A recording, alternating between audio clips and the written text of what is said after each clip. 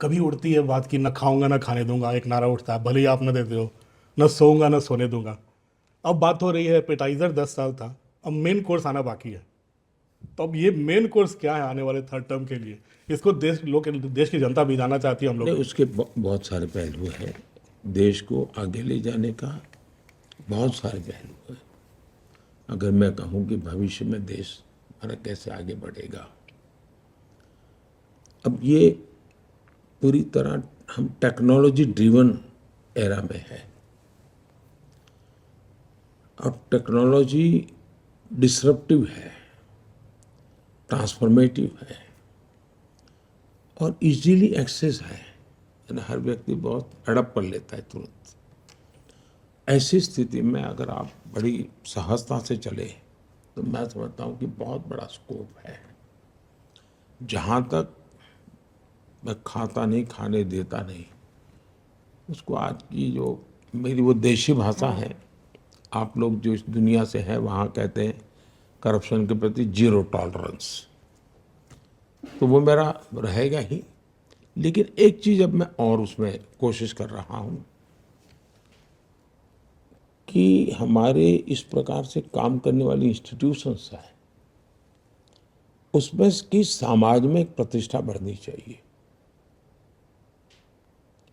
दुर्भाग्य से हम हमारे देश में जो मुझे अनुकूल नहीं वो सब निकम्मा, ये जो सोच है ये टोटली अनडेमोक्रेटिक सोच है और उसी में से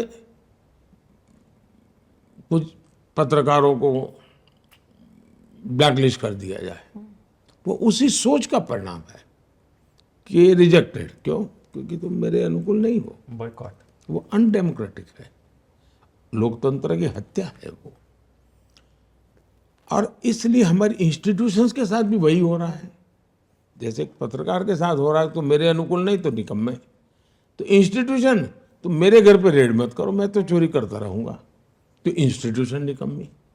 ये जो लॉजिक चला है, मैं उसका उपाय क्या? उसका उपाय यही है कि हमने ऐसी शख्सियत और ऐसे शक्तियाँ उसकी प्रतिष्ठा बढ़ा दीजिए, इनकी सामाजिक प्रतिष्ठा इतनी बढ़ाओ कि फिर कोई उसको हाथ नहीं लगा पाएगा।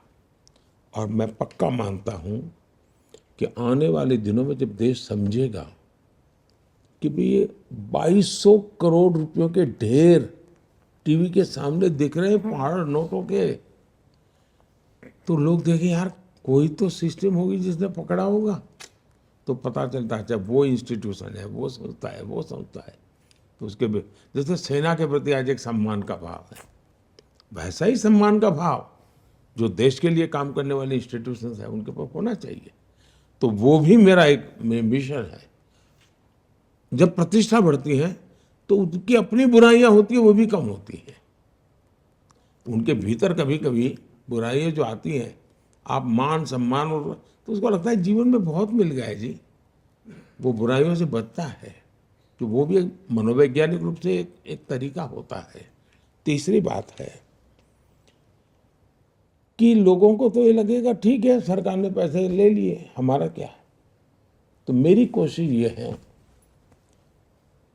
कि न खाऊंगा न खाने दूंगा, वो आगे है। जिसने खाया है वो निकालूंगा और जिसका खाया उसको खिलाऊंगा।